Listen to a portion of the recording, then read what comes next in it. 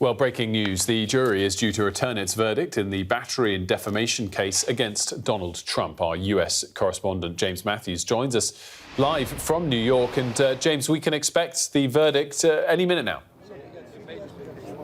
That's right, yeah. We had notification from inside the jury room that they were ready, they had made their decision, and they would be announcing it around now. So they will be filing in to court number 26B on the 26th floor of the Manhattan Federal Courthouse behind me. A busy place, this building. Last week we had Ed Sheeran here. You'll remember he won his case of copyright infringement. Today, E Jean Carroll is inside there. She is Donald Trump's accuser, accusing him of having raped her in 1996. It was an episode, she said, that began when she was leaving a department store, Bergdorf Dorman. When she went out of this building, she bumped into Donald Trump. Now, she was an advice columnist for Elle magazine. She hadn't met Trump. He hadn't met her, but he recognized her. He said, "Oh, you're the woman who gives advice." She said, "You're Donald Trump." They were getting on well. He said to her, "Well, look, I'm buying a gift for a female friend. Why don't you give me some advice?" So the two of them went in to this department store. It was all good-humored, according to E Jean Carroll. They went to the lingerie department, and he asked her to try on a garment. They ended up in a dressing room, and that is where E Jean Carroll said that while she tried to fight off the former president, he raped her. Now, that was 1996. She didn't say anything publicly about that, but she did call two friends, one of whom encouraged her to report it to police, but she never did. It was only in 2019, at the height of the Me Too movement, that E Jean Carroll decided to go public, and she did so by making these allegations in a book that she had published. Now, that book and that delay formed the basis of Trump's defense in all of this. His lawyers have said continually throughout this trial, he has said publicly, that this was all about making false accusations against a rich guy, as Donald Trump called himself, in a bid for fame, for publicity, and in an effort to boost sales of this book. The Trump camp, during this court case, they called it outrageous, called it a lie, and essentially accused E Jean Carroll of gaming the justice system. So that was the argument played out in court. We will hear a number of verdicts from the jury. I have in front of me the verdict form that they were asked to go through. And there are a number of questions that they have to answer. There are a number of sexual offences that they will have to address, accusations, a number of them, rape of which is the most serious. Question one, for example, did Miss Carroll prove by a preponderance of the evidence that Mr. Trump raped Miss Carroll? A preponderance of the evidence, that means, was it more likely than not that this took place? Unanimous verdicts are needed in each of these individual verdicts. And we talk about the preponderance of evidence here in the States. Our equivalent in the UK is a balance of probabilities. That's the way it works in a civil action. It's a lower standard of proof than in a criminal case, which of course is beyond reasonable doubt. So, you know, we're talking about 51% in the minds of a unanimous jury that this incident took place. That would be enough for the jury to side with E Jean Carroll, Donald Trump's accuser. And of course, if they do, then that is a New York court branding Donald Trump a rapist and everything that comes with that. Financial compensation, certainly, but also reputational fallout. And James, of course, we're waiting for that verdict to be released. And just whilst we do, remind us how it came about that this case was brought. Of course, given that it dates back to 1996, and typically, traditionally, there would have been the statute of limitations. Yeah, exactly. The time clock would have been running on that, but that doesn't apply in terms of this particular case, because in the state of New York, victims of sexual assault were given a 12-month window to make historical allegations. E Jean Carroll took advantage of that, and on the very first day of that 12-month period, she and her legal team brought this to court. That's why it happened in 1996, and yet it is being heard here in May 2023. So she's taken advantage of a New York tweak in the law and legal access to legal redress, the justice that she believes that she deserves. While we're waiting for the verdict, well, let's show you some video. Now, this was key in terms of the case against Donald Trump. It was his deposition. He never gave evidence in the witness box, but he did give evidence on video. He was questioned about the whole affair. Now, bear in mind that he said he'd never met E Jean Carroll, and in any case, she wasn't his type. He was shown a photograph during this video Q&A in which, in that photographic frame, he's seen standing next to E Jean Carroll. Also, he confuses his accuser with Marla Maples. She's in the same photograph. That's his ex-wife. So the attorney for E Jean Carroll says, well, that shows he had indeed met her before, and that shows that she was very much his type. Let's show you some of that video now. You say Marla's in this photo? That's Marla, yeah. That's my wife. Which woman are you pointing to? No, that's Here. Carroll.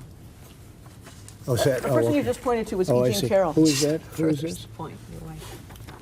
And the woman on the right is your then wife, I don't know. Ivana? This was the picture. Ivana.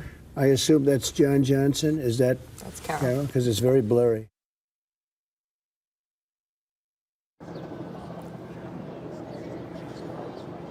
Well, we have the jury's first verdict, and Reuters are reporting from inside court that Donald Trump did not rape E Jean Carroll. That's the verdict that he clearly wanted to hear. That jury of 6 men. But the jury has found that Donald Trump did sexually abuse E Jean Carroll. That was the lesser of the sexual assault charges.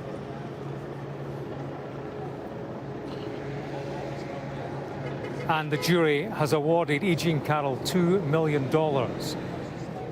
in compensation for that battery claim. So to repeat, the jury has decided that Donald Trump did not rape E Jean Carroll, but they have decided that he did sexually abuse her. Consequently, they have awarded E Jean Carroll £2 million in compensation. Now, that's 3 questions addressed by the jury. There are further questions to be addressed, namely on defamation. Donald Trump accused E Jean Carroll of lying about this incident. She's been suing him for battery and defamation. We will get to the defamation verdicts very shortly.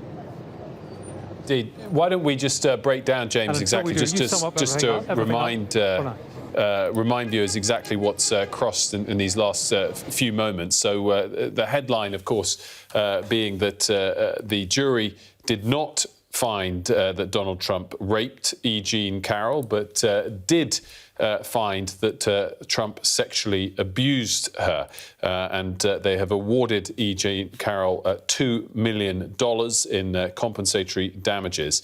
In terms of the defamation, they have awarded Carroll $20,000 in punitive damages and found that Trump did defame Carroll in an October 2022 Truth Social post when he called her a con job and has awarded her $2.7 million in compensatory damages for defamation. And some more of these are crossing as we speak. As James was saying, there were a lot of individual different verdicts to be announced, and they're also awarding her a further $280,000 in punitive damages for defamation. So we've seen a $2 million award, a $2.8 million award, and a $280,000 award. And the headline being that Donald Trump was not found to have raped E Jean Carroll, but was found to have sexually abused her. Let's bring James back in and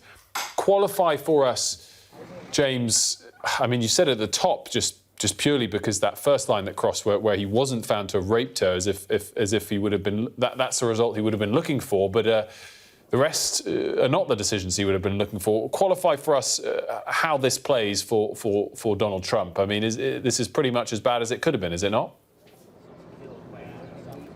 It's not good. What I would say first and foremost, Wolf, is that this was a very important verdict for the woman at the heart of this case, E Jean Carroll, who came to court saying that in 1996 she was attacked by this individual and her life essentially was ruined. There wasn't just the brutality of the incident in the department store, but ever since, her life essentially ended. She has suffered the mental scars. She has been unable to function normally, to build relationships. She lost her job, and that plays into that compensation award of well more than $2 million. There was a marketing expert brought in by her legal team to tot up how much she would have earned and how much she would have benefited financially from a burgeoning career had this incident not taking place. And their assessment was around the $2 million mark. So it's clearly a vindication for E Jean Carroll in having brought this case so many years after the incident took place. For Donald Trump, it is a very dark episode in a relatively dark story. I mean, this is a complicated, controversial figure, always has been politically. He's now, in the eyes of a New York court, a sex offender. A jury has ruled that he sexually abused a woman in 1996, and that is a charge, and that is a label that he will have to carry with him from now forward. Carry it forward into a presidential campaign. This is a man who's facing 34 criminal charges in a courthouse 100 yards that way. We saw him appear there a few weeks ago. He's a man facing criminal investigations with regard to the January the 6th insurrection, with regard to the possible mishandling of classified documents, with the alleged effort to overturn the election result in Georgia in 2020. Now, that's a lot of legal baggage for any individual to carry forward in life, let alone a third presidential campaign. And, you know, there's something else about today, though, that perhaps distinguishes it from the other legal baggage that he is carrying, and that's the nature of the offence. He, during his video deposition, when talking about rape, he called that the worst charge. Well, it certainly was the worst charge on the sheet that was laid out in front of him here. Sexual abuse isn't very far behind, and there is a stigma that comes to an individual who has been ruled to have sexually abused another individual. That's the reason they are segregated in prison. It's a stigma that carries in to wider society, and one wonders how that will play for him as an individual in business and in politics. You know, he's always played this strategy and played it very successfully, this victimhood shtick, whereby he, on his various public platforms, will talk about how he is a victim, and that plays with his support base, who see Donald Trump and his fortunes through the prism of injustice. One wonders if having him labelled as a sex offender makes a difference to them. James Matthews, thanks so much for that. And we're going to keep discussing this. But before we do, just sum up again exactly what we've learned in the last 5 to 10 minutes. Firstly, the jury in New York did not find that Donald Trump raped E Jean Carroll, but they did find that he sexually abused her, and they awarded E Jean Carroll $2 million in compensatory damages for battery, plus $2.7 million in compensatory damages for defamation. There were further cash awards of $20,000 and $280,000 related to other areas, including punitive damages for defamation, taking the total award to around $5 million for all of the charges combined. Joining me now, Sean Spicer, who served, of course, as the 28th White House press secretary and a White House communications director under President Donald Trump in 2017. Sean Spicer joins me now. Sean, what is your take on this verdict? Well, I'm hearing about it pretty much as you're reading it. So I think one of the things, again, I just emphasize I'm not a lawyer, but keep in mind that this is a civil proceeding, not a criminal proceeding. So the standards are very different in our criminal justice system. And I think that is a very big difference, that you don't have to have a preponderance of guilt in the civil realm as you do in the criminal. And so that is a big, big difference. In the criminal, you have to have a unanimous, and I think the civil, it's just a majority. So it's a very different standard. It is New York, which isn't exactly the friendliest of venues for President Trump. So again, I think I'm reading this as I'm listening to this and evaluating it as you're reading it out. It's never a good thing to have a verdict against you. I mean, let's be clear, especially of this nature. But I think when it came to the big charge that you're referring to, that would have probably not gone over very well on the campaign trail. And I think that's the bigger issue, is that optics do matter in politics. But I think if you're President Trump right now, you're probably resting easy when it came to the charge of rape would have stung a lot. I'm sure you're not implying that the charge of sexual assault won't sting. And I do get, Sean, you're pointing out the differences between criminal and civil, and this is a civil case. No criminal charges have been brought. But this was a jury of 6 men and 3 women who unanimously agreed that it was more likely than not that he had sexually abused someone. I mean, if you were still his press secretary going to the podium, would you be trying to defend him right now?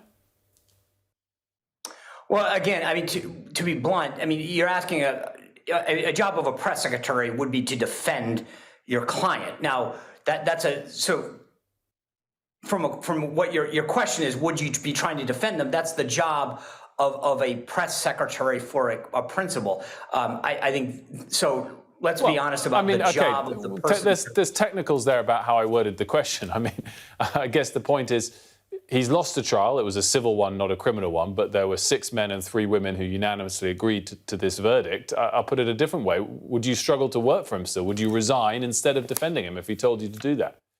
Well, look, Wilford, as I just said, look, I'm literally hearing this as you're reading it. So the first thing I would do is get all the facts, and I would try to understand what the nature of it was. I honestly, as an American that has heard about this for a while, wasn't even aware that this was one of the charges that was available. So I didn't even know that.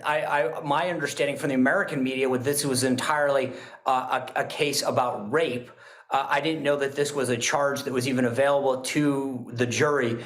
So I would be asking lawyers what this means, what the difference between the 2 charges were in terms of what the legal ramifications were and what the judge's orders were. But I mean, the first thing would be to do exactly what I'm doing now, which is to understand the nature of the law, because I don't know it and I'm hearing it as you're putting it out. Okay. I mean, it's sexual assault and it's $5 million of damages. So I don't know exactly. But again, I think I've made clear it is never a good thing. So I just want to be clear on that. I'm not in any way trying to dismiss the severity of a charge. There is a difference in our judicial system between civil and criminal. I am not a lawyer. I don't know the difference in the nature between them. You're asking me what I would do. And my answer to you would be that I would try to understand the difference between the 2 in terms of the legality of it before I would answer the question. But from an optics standpoint, of course it doesn't look good. Yeah. I mean, they're both illegal and they're both immoral and they're both wrong. But anyway, let's just switch focus a little bit, because I'm interested in how you think all of this plays, because clearly anything seems to bounce off him of late. And how do you think, leading up to this case, it was being framed as a witch hunt perhaps at times against him? Does the verdict change that significantly now, do you think? Did he need to be cleared for this to continue down the path of many framing this as political motivations, or do you still believe that there are political motivations? Well, I think, as you said at the outset, I mean, President Trump has been, over not just the last couple of years, but frankly the last couple of decades, been attacked politically for several different things, and it's always bounced off of him. So I don't know that this will have any difference on him. We'll have to wait and see. But I also think that the way that the district attorney went after President Trump several weeks ago has tainted the process against him. He has been able to say going forward, you see, these folks are after me writ large. And I think that defense, because of the nature of the way that the district attorney in New York went after President Trump, I think that that might taint the entire system going forward and make his claim that this is, quote, a political witch hunt have a lot more resonance. But would you personally reject that, given that we've reached a point where this... So I'm not trying to be tricky here. I'm genuinely just thinking of that as interested that we've now reached a point where this was a unanimous decision by 9 members of a jury. So even if the motivations to get to the point of a court case, if that's what you're saying, have political motivations, we've got 9 members of a jury who unanimously have decided something here.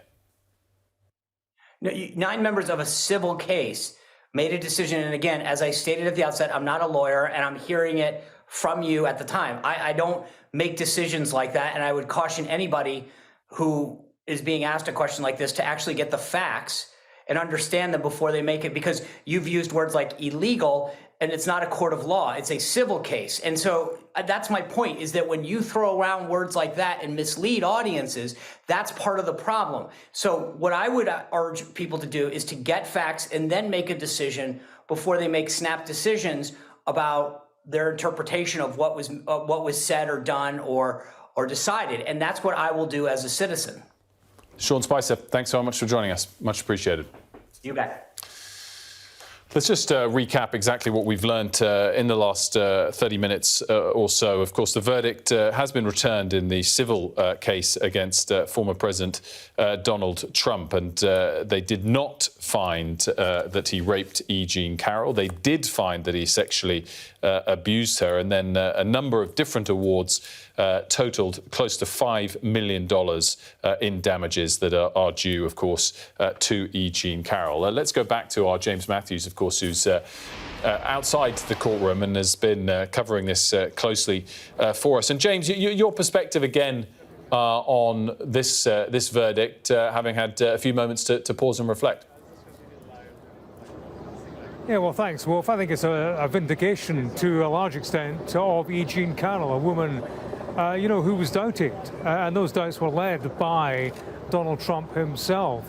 That's partly why he will have now to pay $5 million in compensation to E Jean Carroll and also in punitive damages, because when he accused her of lying, this jury found that he did so willfully and maliciously in full knowledge of the consequences that would have, the exposure to ridicule that would create for this woman who was high profile. She worked as an advice columnist for Elle magazine, had a thriving, burgeoning career, and her argument in court was that this brutal incident where she claimed she had been brutally attacked by an individual she was trying to fight off in this dressing room on one of the upper floors of a New York department store. Quite apart from that particular incident, she said that in the wake of that, her life changed. She has since been mentally scarred, unable to form intimate relationships. Her career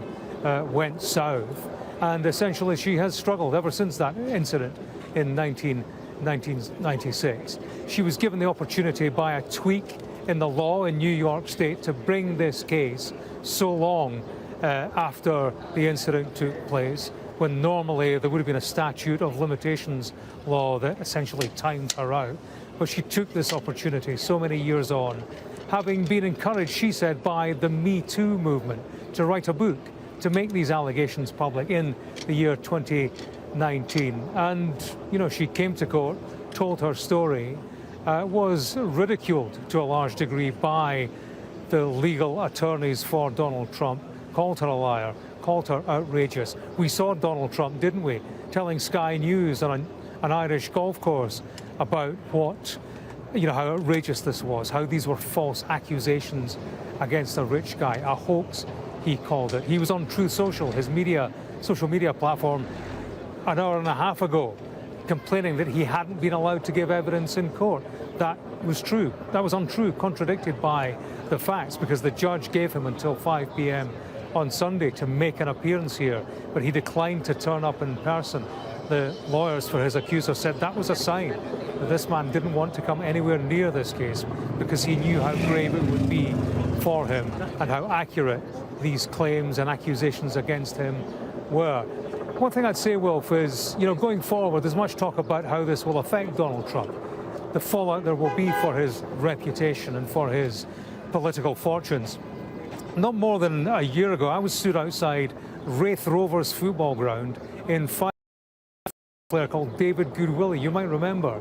Now, he's an individual who in 2017 was the subject of a civil action. Not criminal charges, but a civil action. And a civil jury in Scotland found that he had raped a woman. That ruined his career. Raith Rovers signed him, but there was a national outcry, and he hasn't been able to play football again since. Such has been the backlash and the stigma associated with his crime. Now, that was rape.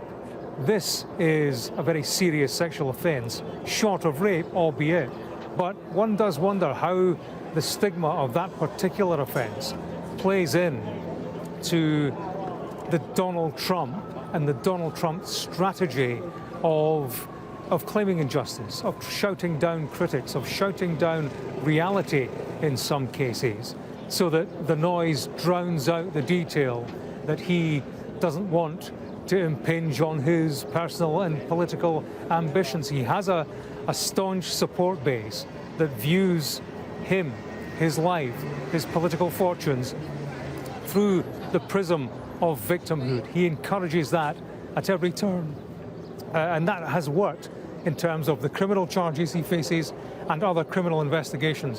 One wonders if the same applies when he has been labelled a sex offender. Well, indeed, James, and I guess it's not actually just what the offence is, which, as you said, obviously carries a terrible stigma with it. The other point to note is that over the last, let's say, 6 months, it's been a case of charges brought against him, which might be easier for him to frame as politically motivated. But we're now talking about a verdict, as discussed with our previous guest, from a 9-person a 9-person jury, with a unanimous decision. I mean, just reflect for us on the way in which, in the last 3-4 months, his poll numbers have been improving while more charges have been brought against him. We can't necessarily draw precise causation, but there has been correlation. And the question now whether a verdict going against him changes that ongoing correlation. Yeah, that's the big question with Donald Trump, isn't it? He has a strategy whereby he turns disadvantage into advantage. When it comes to particularly the criminal investigations that he faces, he characterizes that as a weaponized political establishment pursuing him for reasons of political expediency. And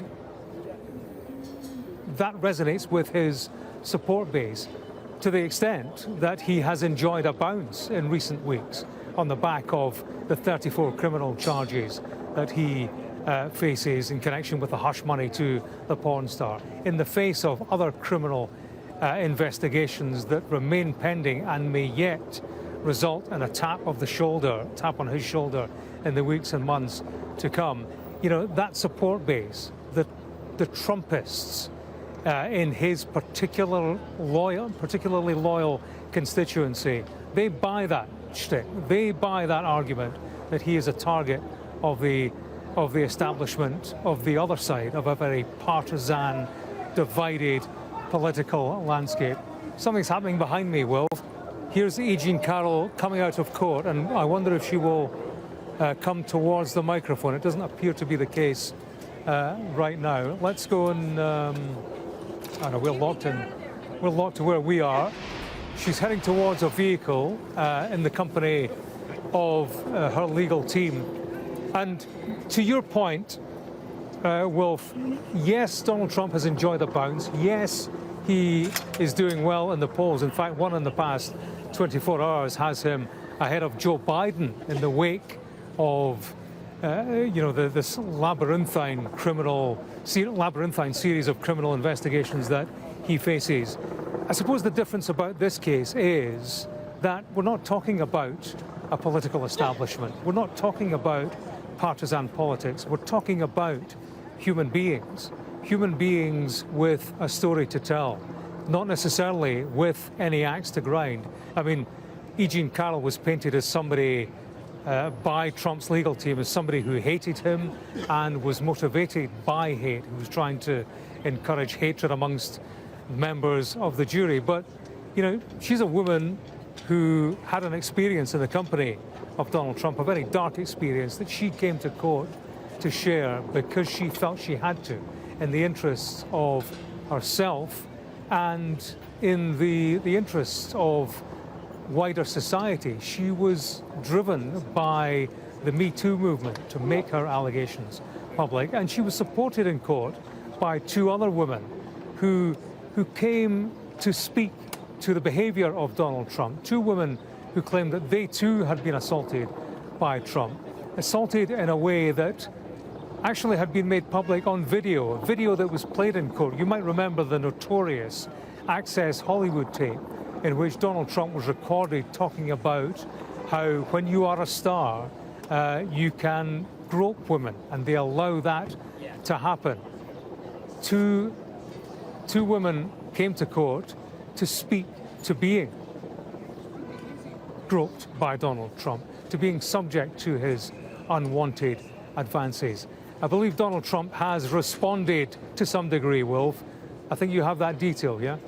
As indeed, James, on Truth Social, he's just posted, quote, "I have absolutely no idea who this woman is. This verdict is a disgrace, a continuation of the greatest witch hunt of all time." And to viewers just joining us, let's just recap exactly what we've learned since the top of the hour as the verdict was returned in this civil case against former President Donald Trump. The jury found that Donald Trump did not rape E Jean Carroll, but they did find that Donald Trump sexually abused E Jean Carroll. A number of financial awards for this totaled $5 million. Of course, a reminder, this is a civil case, not a criminal case. And in order to reach that verdict, it was required a unanimous decision by the 9 members of the jury based on a preponderance of the evidence, meaning that they felt it was more likely to be the case than not. And as just mentioned, former President Donald Trump has responded saying, quote, "I have absolutely no idea who this woman is. This verdict is a disgrace, a continuation of the greatest witch hunt of all time," end quote. E.G. Carroll has been seen leaving the courthouse but got immediately into a car and didn't make any further comments. So joining me now, Richard Painter, the former chief White House ethics lawyer under George W. Bush. Thanks so much for joining me. What's your take on this verdict? Well, this is a case for sexual abuse and defamation. And any American, anybody who comes to our country and commits such acts is going to be liable, as is true in many countries around the world. Defamation is a civil tort, and so is sexual abuse. There is no exception for presidents or former presidents. No one is above the law. And Donald Trump has been found liable. He can appeal and try to evade this verdict.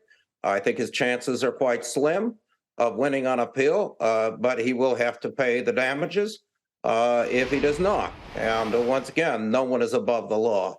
Is there any grounds, any legitimacy when people say, oh, but this isn't a criminal case and the bar is lower in order to reach a verdict like this? Well, it's true. In a civil case, the bar is lower, and one does not have to prove the claim beyond a reasonable doubt. But still, to lose a civil case such as this one, the defendant has to engage in some very egregious behavior. And once again, this behavior is not abnormal for Donald Trump. I mean, this is the man who was elected president of the United States shortly after release of a tape in which he talked about grabbing women by their private parts. and Donald Trump has a long history of this type of behavior. So it's not surprising that this incident would have happened as Jean Carroll accounted the incident. And the jury believed her, and that's where we are right now.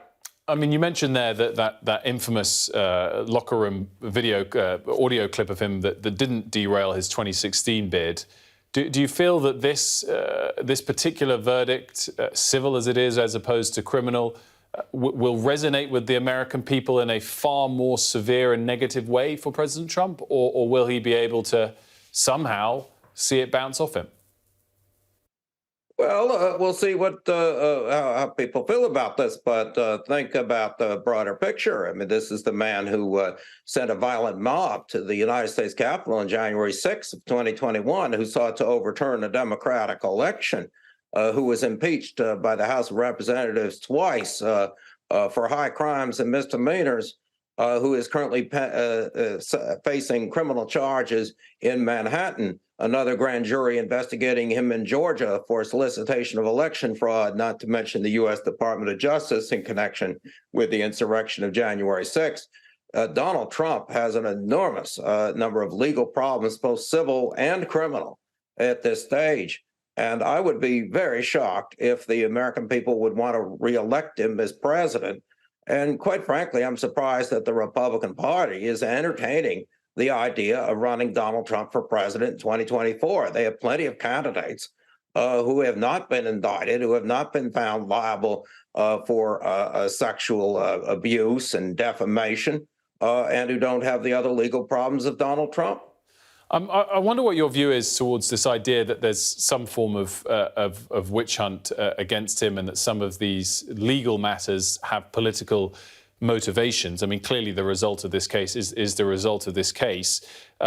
Previously, though, this would have been protected by the statute of limitations because it took place in 1996 until a New York law was passed to create a 12-month window for past cases to be brought. I mean, as I said, clearly the result, the verdict is the verdict, and that's what really matters. But what's your view on that? I mean, does he have any argument to hide behind in that regard, that there's political motivations?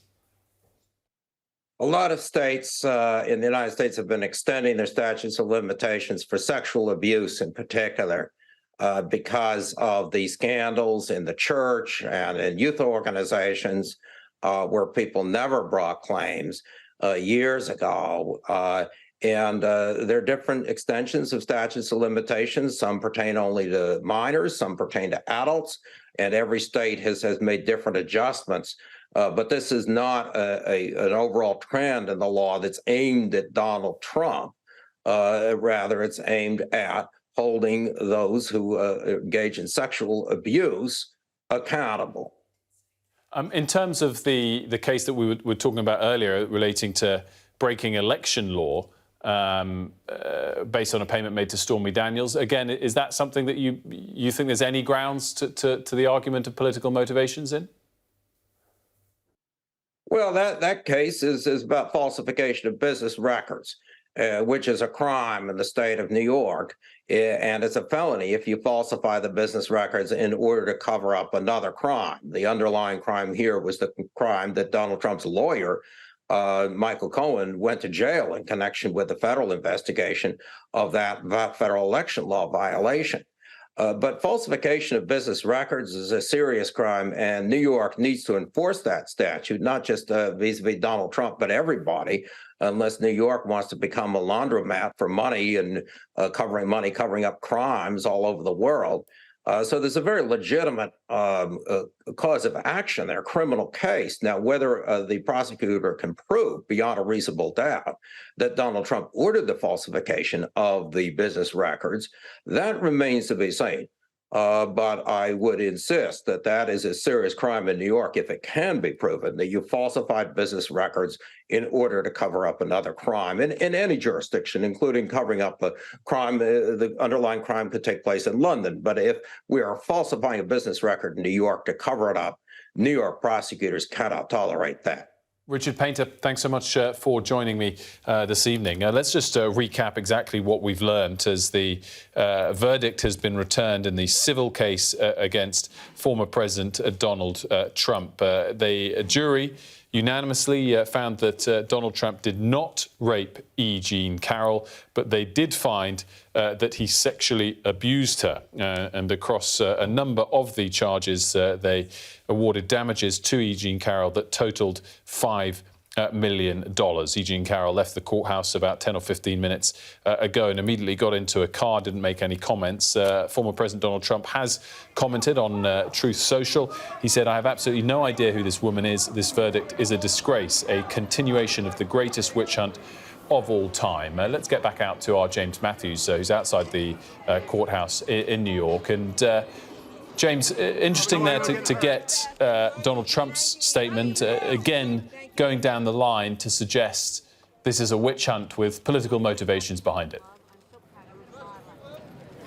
Yeah, well, that's worked for him before, hasn't it? His counterattack continually has been to allege, a political witch hunt, to talk about a weaponized justice system that is out to get him. And that does resonate with his core support.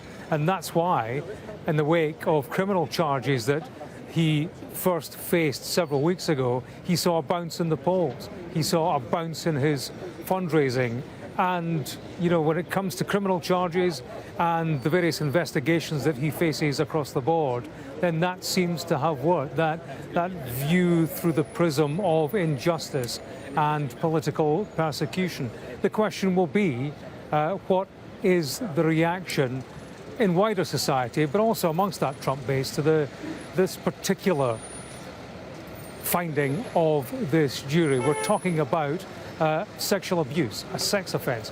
He is a sex offender in the eyes of a New York jury, and that can't play well in terms of his coming presidential campaign. It is a label that he will have to carry with him, a man who's already carrying considerable legal baggage.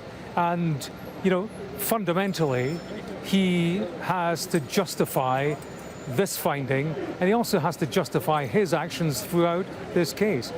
On his social media platform, his reaction is that he doesn't know who this woman is. Well, during this court case, a court case in which he chose not to turn up and give evidence, we saw a photograph taken in the 80s of Donald Trump in the company of his accuser, in the company of E Jean Carroll. And it's not as if she was any stranger or unknown figure. She was a very high-profile advice columnist for Elle magazine. In that same photograph, there is John Johnson. He used to be a TV presenter, an anchorman. Also, Ivana Trump, Donald Trump's wife at that time, is in the same picture. So these were individuals well known in their own right in each other's company. And that would appear to indicate that Donald Trump was in her presence, and there's every reason for that court and for that jury to believe Carroll was. Much of this case came down to credibility, and you have to look at E Jean Carroll, a woman who described in fine detail the events of 1996, of being attacked by Donald Trump. Set that against a man who denies all knowledge of her and yet is presented with a photograph showing the two of them together.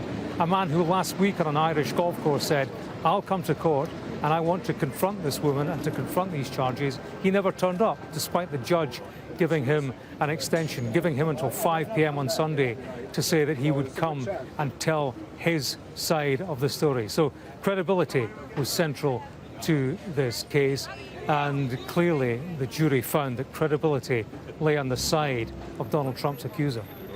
James Matthews, thanks again for that latest breakdown. Let's keep discussing this. Sarah Krisoff, a former federal prosecutor who has significant experience leading high-profile government investigations, joins me now.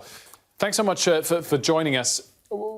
First of all, I just wanted for you to break down for us and our UK, predominantly UK-based audience, the significance that this is a civil case as opposed to criminal, and whether in any way, shape or form that lessens the severity of the verdict. Well, this is a civil case which was brought by the accuser, Ms. Carroll, against Donald Trump. There's no criminal case related to this conduct. So there are no criminal charges. There's no possibility of jail time or anything like that, or criminal penalties.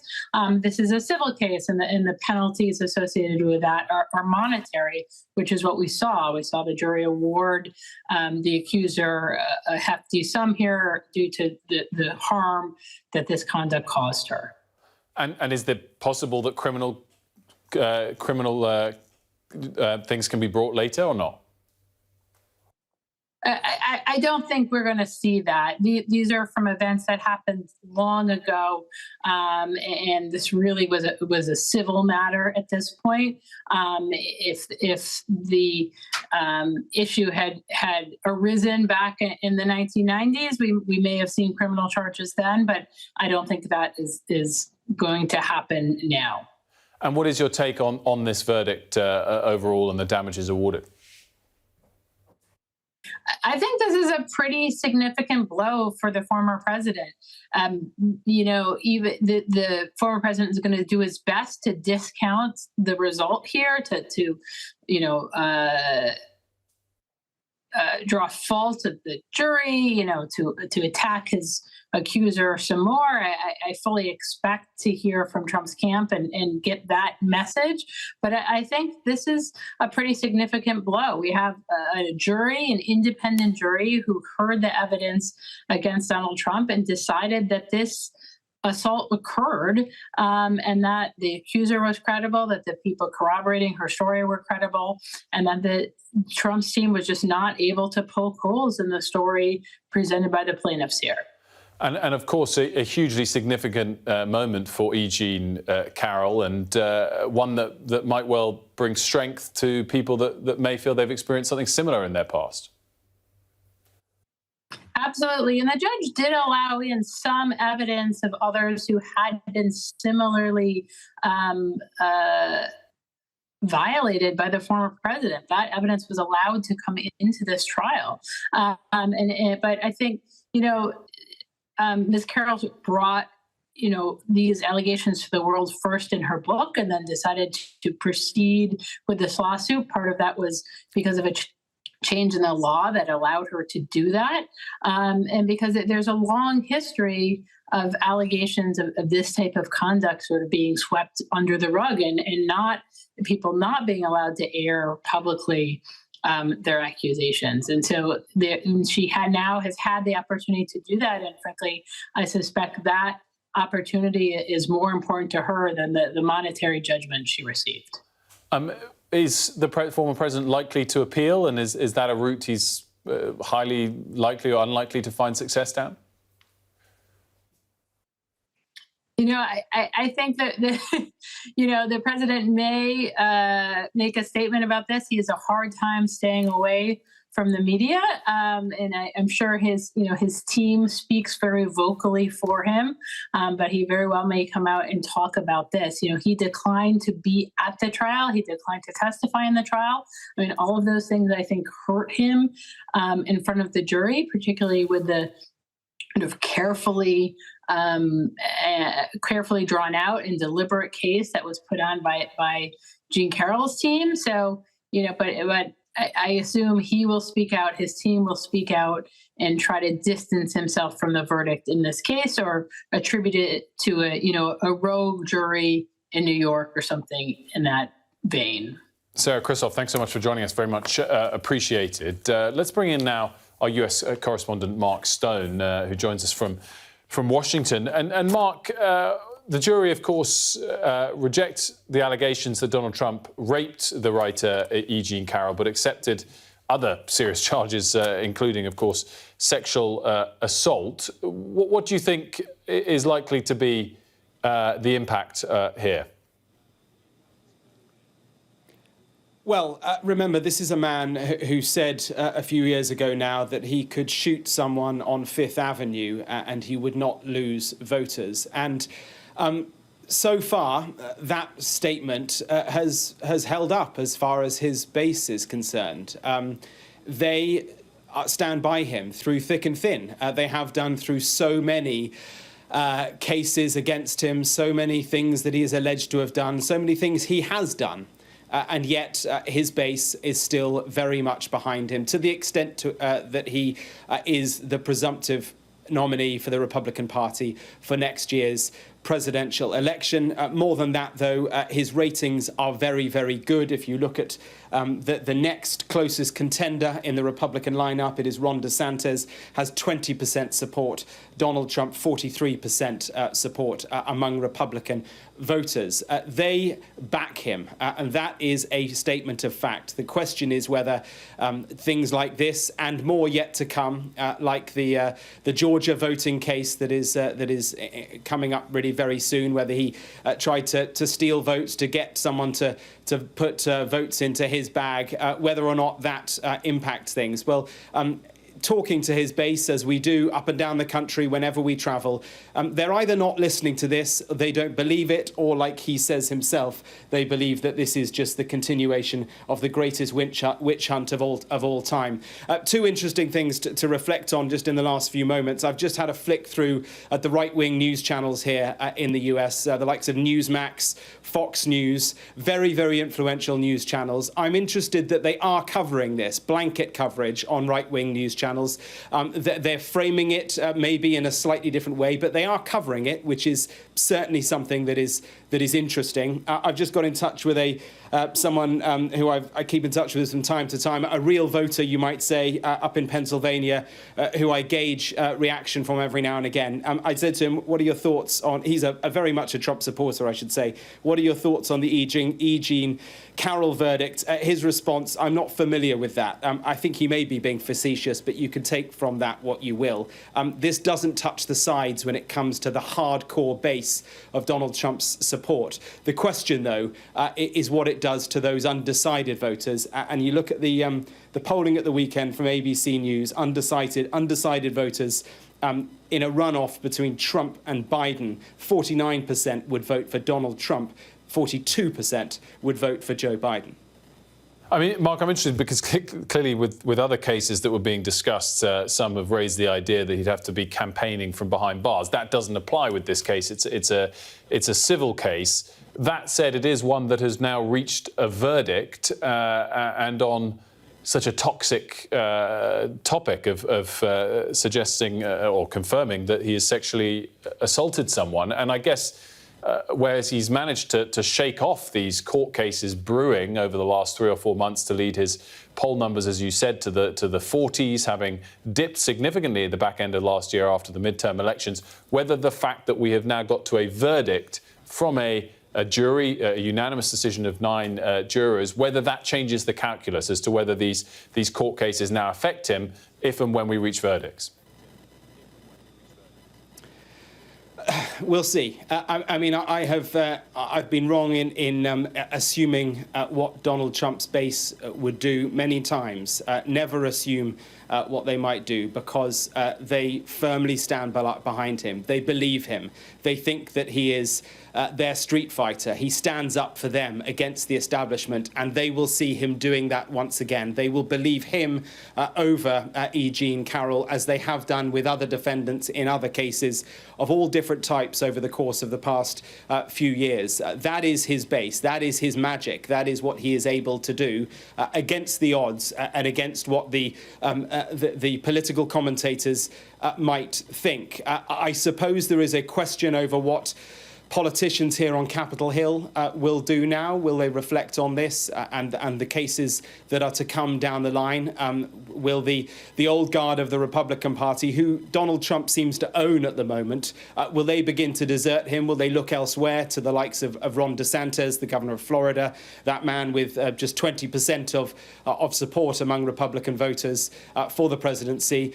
Will he gain support as a consequence of this? Will he take advantage of this? That's something that I think we can potentially see him using this. But of course, even he, and this goes to show how valuable and how feared the Trump base is, even Ron DeSantis is very, very careful about upsetting the base support that he knows and so many across this country know is so loyal to Donald Trump. Just remind us again as well, Mark, in terms of the timeline, both the number and the timeline of other cases and accusations that he might be facing in the weeks and months ahead. Well, I think the most damning one of all of them is potentially the one in Georgia. This suggestion that he rang the Secretary of State in Georgia and that he asked, you'll remember it was recorded because the recording was released, he asked the Secretary of State in Georgia to find him votes, and in order to overturn and make him the winner of the state of Georgia, which would have had a fundamental impact on the election itself. That is a very important court case, certainly one to watch, but there are so many others as well. Mark Stone, thanks so much for joining us as ever from Washington. Just a reminder of the news this hour that a jury has found that former President Donald Trump did not rape E Jean Carroll, but they did find him guilty of sexual assault, and across a number of the charges awarded E Jean Carroll a total of $5 million in damages.